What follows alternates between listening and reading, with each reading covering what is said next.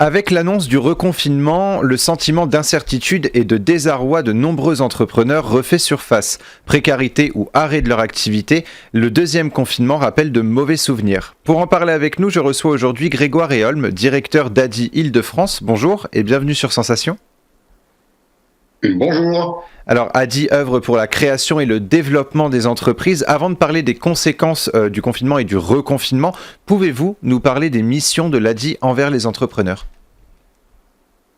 Oui, l'ADI existe depuis un petit peu plus de 30 ans maintenant. Notre mission, c'est de permettre à tous ceux qui le souhaitent de devenir entrepreneurs. Et notamment tous ceux qui le souhaitent et qui sont éloignés des circuits un petit peu classiques, notamment de financement. Les personnes qui ne peuvent pas obtenir un prêt au niveau des banques pour leur projet d'entreprise. L'ADI est là pour ça, pour permettre à ces gens-là qui ont des talents, des idées, des projets à mettre en œuvre, de pouvoir les réaliser grâce à de l'accompagnement, des conseils pour leur permettre de démarrer leur projet et de le construire, et grâce à des outils de financement, et notamment le microcrédit, qui est notre outil principal, qui sont des petits prêts qui peuvent aller jusqu'à 10 000 € et qui permettent aux personnes de faire les investissements nécessaires et démarrer leur entreprise. Et lors du premier confinement, vous aviez publié une étude révélant que près de la moitié des entrepreneurs s'inquiétaient de ne pas pouvoir reprendre une activité normale après le confinement. Qu'en était-il à l'aube du second confinement ? Est-ce que les entreprises qui s'inquiétaient ont pu quand même reprendre une activité dite normale, ou est-ce que c'était encore trop fragile ? Alors oui, un certain nombre d'entreprises ont pu reprendre une activité normale. Pendant le premier confinement, parmi les entrepreneurs soutenus par l'ADI, ils étaient 97% à avoir dû soit arrêter complètement leur activité, 76% avaient arrêté complètement leur activité et 21% l'avaient réduite très fortement.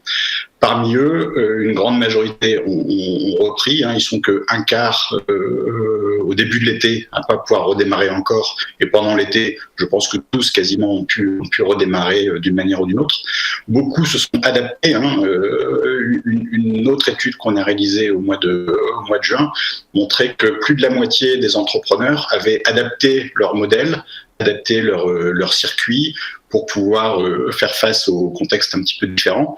Et parmi eux, les trois quarts d'entre eux ont décidé de pérenniser ce nouveau modèle pour pouvoir continuer à fonctionner. Et donc, ce qu'on a observé vraiment suite au déconfinement pendant l'été, c'était que l'activité économique reprenait. Les entreprises, grâce aux accompagnements, aux aides financières dont elles ont pu bénéficier, ont pu, pour une grande majorité, se remettre en route. Alors évidemment, là, ce nouveau confinement qui nous tombe dessus recrée beaucoup d'incertitudes, recrée beaucoup de craintes parmi les entrepreneurs.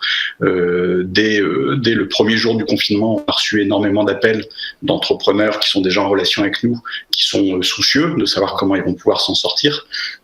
Et donc à nouveau, comme on l'avait fait pendant la première période de confinement, à nouveau on prépare une sorte de plan de soutien qu'on met à disposition des entrepreneurs. On va en reparler justement dans quelques instants. En fait, ce que vous êtes finalement en train d'expliquer, c'est que les inquiétudes sont les mêmes qu'au premier confinement. Il y a cette incertitude de ne pas pouvoir reprendre une activité normale après ce confinement. Oui, alors elle diffère un petit peu pour deux raisons. La première raison, c'est que le confinement est moins sévère, entre guillemets, cette fois-ci qu'il avait été la première fois. Donc un certain nombre d'activités vont pouvoir malgré tout continuer à exercer, certainement de manière très réduite pour la plupart. Toutes les entreprises sont pas frappées d'arrêt comme ça avait été le cas la première fois. Une deuxième chose qui diffère un petit peu, et là plutôt qui peut générer peut-être plus de crainte au contraire, c'est que ces entreprises en général ont subi un coup dur déjà, ont fait beaucoup d'efforts pour se redresser et se relancer, et à nouveau un nouveau coup d'arrêt ou coup de ralentissement leur tombe dessus. Donc il y a cette crainte de est-ce que je vais réussir à tenir dans durée. Ça fait déjà plusieurs mois que je fais des efforts pour tenir mon entreprise en vie. Est-ce que je vais y arriver? Combien de temps ça va durer encore? Mais d'un autre côté, il y a moins de secteurs touchés que lors de la première vague. Justement, quels sont ces secteurs qui sont les plus touchés par le confinement? Alors, les secteurs les plus touchés, c'est tout ce qui est évidemment petit commerce de proximité, qu'on appelle les commerces de services de biens non essentiels.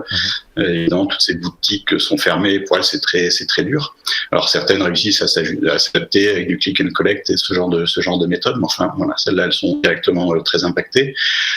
Évidemment, les activités de restauration sont très impactées aussi. Et pour elles, ça a été dur déjà de pouvoir reprendre pendant l'été. Donc là, c'est vraiment compliqué.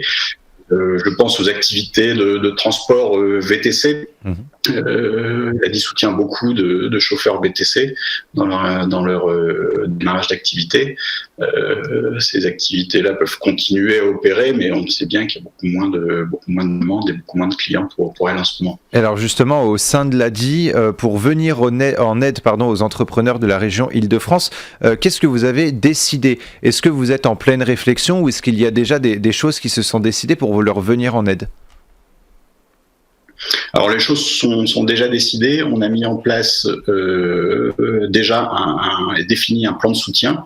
D'une certaine manière, on bénéficie de notre expérience de la première période de confinement, où déjà à ce moment-là, on avait été assez réactifs pour mettre en place tout un certain nombre de services pour aider les entrepreneurs à faire face à la crise. Là, on va ressortir un certain nombre de ces services et qui sont enrichis de l'expérience qu'on a pu avoir de cette première phase. Donc, de manière très très concrète, on a déjà aujourd'hui établi des listings des entrepreneurs avec lesquels on est en relation, qui sont concernés par les secteurs les plus fragilisés par cette crise. Et dès maintenant, on va systématiquement appeler chacun de ces entrepreneurs individuellement pour faire avec eux un diagnostic de la situation, évaluer où ils en sont et dans quel niveau de difficulté ils se trouvent, d'une part. D'autre part, pour les informer des aides de l'État qui ont été mises en place et qui se remettent en place, notamment le fonds de solidarité qui est à nouveau ouvert pour tous les secteurs d'activité. Les exonérations de charges, ce genre de choses.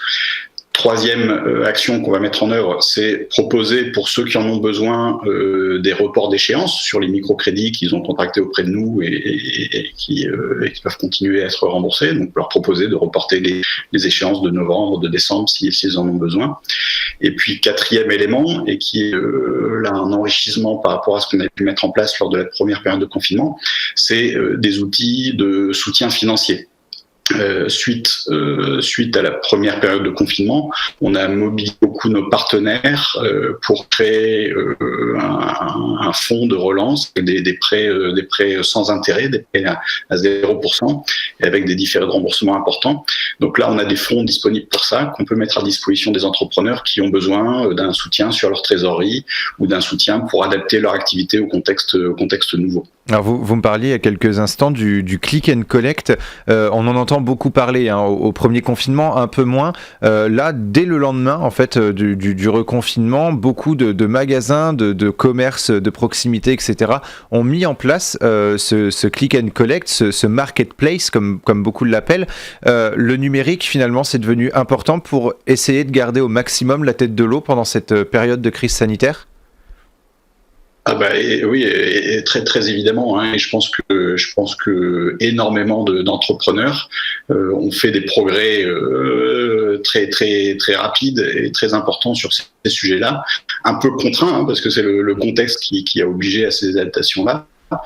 Mais de la même manière que nous, à l'ADI, on aborde de manière plus confiante et avec plus de force ce nouveau confinement parce qu'on bénéficie de l'expérience qu'on a eue de ce qui a été fait pendant le premier confinement. Les entrepreneurs ont eu à s'adapter déjà pendant le premier confinement et ont aussi cette expérience-là et cette expérience partagée entre tous qui les aide dans ce nouveau confinement, et notamment sur le digital. C'est sûr que plus que jamais, on voit que c'est un outil qui apporte beaucoup de solutions Et on a proposé nous-mêmes beaucoup de services pour aider les entrepreneurs à se mettre à niveau sur ces questions-là depuis quelques mois maintenant. Le digital qui pourrait sauver quelques commerces et quelques activités. Merci beaucoup Grégoire Réholm d'avoir été avec nous sur Sensation. Pour plus d'informations, un site existe, c'est adie.org, adie.org. Et pour revoir ou réécouter cette émission, rendez-vous sur notre site et application Radio Sensation.